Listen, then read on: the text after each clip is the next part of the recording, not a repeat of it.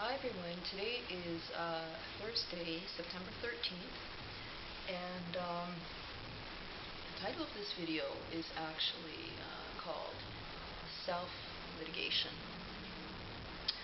I actually came across this very interesting reading today about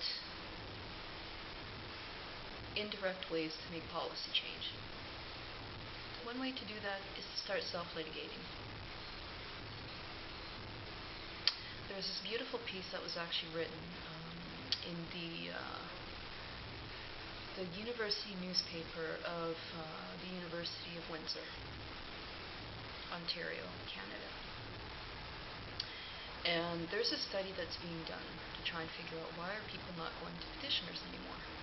I'm like, wonderful, that's great. I don't know if you guys have actually walked into some of these places, seen these petitioners in action. I've used the example, for example, in Ontario, Canada. It's pretty fucking sad. As a matter of fact, wherever you are in the world, go into something called, I call it a processing center, where they process these things related to criminal. I was looking at some of these charges and stuff, and I'm like, why the fuck would you even send someone through a court process for theft under $50? How much does that entire process cost? A lot more than $50. Why do they do things like this? My interest is actually environmental law. This other stuff, somebody was like, oh, come here, I want to show you something. I'm like, okay. So I went. So what the fuck is this, man? You gotta be fucking joking. Under $50, and you put a person through this fucking humiliation? You create this data record for them? And not one fucking judge said, you know what, who the fuck is bringing this into the courthouse? I went there, so I didn't even know criminal stuff actually operated like that. Mine is criminal environmental stuff. Related to air, land, water, soil. And starting with black human health. Part of the environmental justice stream. It's new stuff.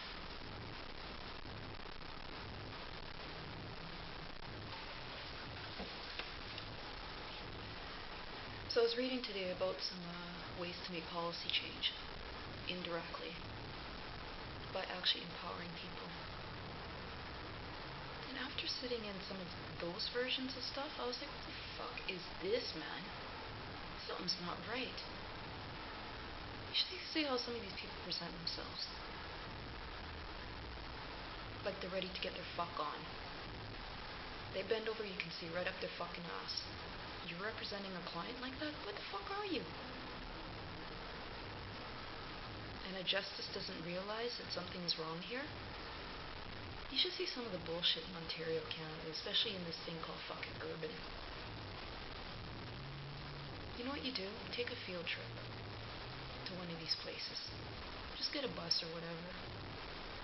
You know, fill up the bus. Say, you know what, we're gonna sit in one of these motherfucking things. We're gonna get everybody from the community, and we're gonna go to this thing. That's gonna be our fucking church. We are gonna sit in there and we're going to fucking take notes. We're gonna give them back their fucking goodies. We're gonna give them back their toys. We're gonna give them back their fucking culture. Because you know what, they're making money off us in a very sick way. Under $50 and you put somebody through that. And then what happens? A person gets something called a data record. Right? So they go and apply for things, whatever. Oh, well, you got a criminal record. Oh, okay. That's fucking sad. So So what happens to that person? They're trying to take care of their family, their black family. They want to take care of the woman, they want to take care of themselves, they want to have a nice life. They want to have fun. They want to contribute to economic innovation. You know what? The system says, fuck you, nigger. We're going to give you a data record now. For something under $50? So what the fuck is this? So I came across this beautiful information today. And there's a study being done in Canada, actually, and I believe it's in 4 provinces. And it's they're terming that a national study. They didn't even look at what's happening in fucking Nova Scotia. Or even PEI. But I thought it was a really good study because it actually talks about the problem with litigation, this thing called litigation. A lot of people are actually scared of the system. There's not much to it. All you have to do is just sit down and read some papers and stuff. You know, talk to some people. Kind of conceptualize your position. But I realize too that it can be very, very painful for some people. Because like just the processing of, you know, the violations. So I read this study and you know what? They said between 1995 and 1999. Now, you don't always pay attention to these numbers because one of the questions is, how did they come up with these numbers? What method did they use to inform themselves? But what was said was that between 1995 and 1999, the incidences, the occurrence of people moving towards self-litigation. So, no petitioner. You say, well, fuck you guys, we're going to do this ourselves. 500% went up. And it's been going up steadily. I was like, that's good. Because you know what? That's going to make some policy change. I sat in like this one place and I'm like, what the fuck is this, man? And you know what? The place was just black. Predominantly black. So what the fuck is this? Someone invited me and said, just come. Just want to show you something. I'd never seen anything like this, and I was looking at what they call these dockets. It's basically a list of all these cases that are happening. That shit is not even online. You know why? Because the Attorney General of Ontario is not even doing their fucking work. Go into one of these fucking places. Wherever you are in the world, find out what your system is. And just go in there and sit in there. You know? Then we can have like international conversations. How do we actually make a model that works for everybody?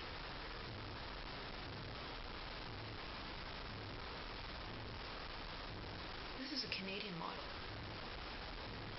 The Ontario demographic is bullshit. Bullshit. Case processing is related to, for example, social norms. When you process a case, what kind of social norm are you setting? And for those of you out there, it's pretty fucking sad, let me tell you. But like I said in another video about peer review and nepotism, there's something called a pension. There's something called pink slips. There's different ways to get around this shit and address this shit, but you also have to get involved. Process your own shit. You don't even need these people to talk for you. As a matter of fact, I wouldn't even recommend it. You know why? Because they can't even feel. Go take a look at some of these places. Now, there's people that actually do good work, but as a field trip, take a bunch of your buddies. You should see some of these people in places. I was at one. You should see how some of the people act in these fucking court places. I was like, what the fuck? You're in the court of law. And it's time to party. When people are dealing with something related to murder, and it's time to party. So I was like, it's interesting to come across this study because this professor of law is actually doing this, and it's some of the Canadian content. And what was really interesting was that there was this, sorry, I have to look in my book here, but there was this quote that was actually in the piece. And I found it very interesting because, for example, it was a very good article written from the University of Windsor. And I was like, that's interesting. And then it also had a link to this radio show that they have where they talk about research stuff. But again, I don't like to give out free advertising, but I like to cite my sources. It said that, for example, Abraham Lincoln made this comment. Abraham Lincoln from the United States made this comment to say that anyone who represents himself represents a fool.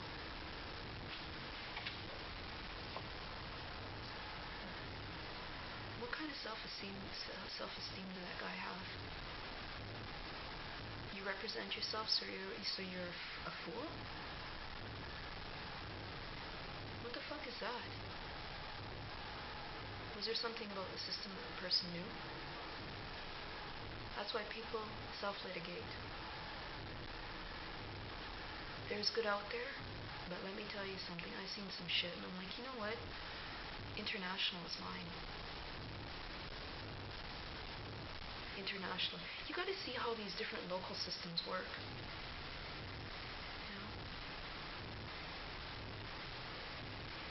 International.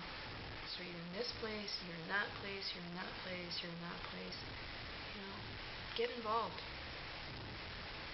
I fucking laughed when I said when I read from 1995 to 1999.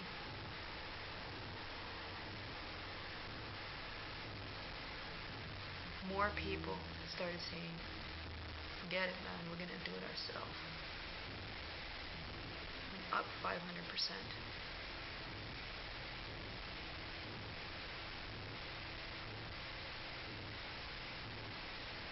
And then this professor wrote this statement to say that the reason why people are doing that is because they don't have the resources to access litigation. First of all,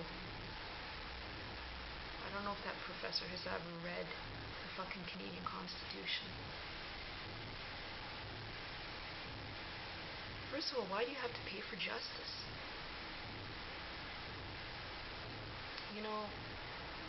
Sometimes I just have to wonder. So for those of you out there, don't be afraid of the system. You know what? Get to know this shit. Go sit in some of these places. I was just so shocked. Somebody's like, hey, Livid, come and just, take a look at how this stuff works. And I'm, working on other things, right? A different focus. But I went to this and I'm like, what the fuck is this? And I said, okay, for this time period, I'm going to be there at least once a week. I want to see how this shit works. You go there, it's like a big party. You walk around to this place, in this place.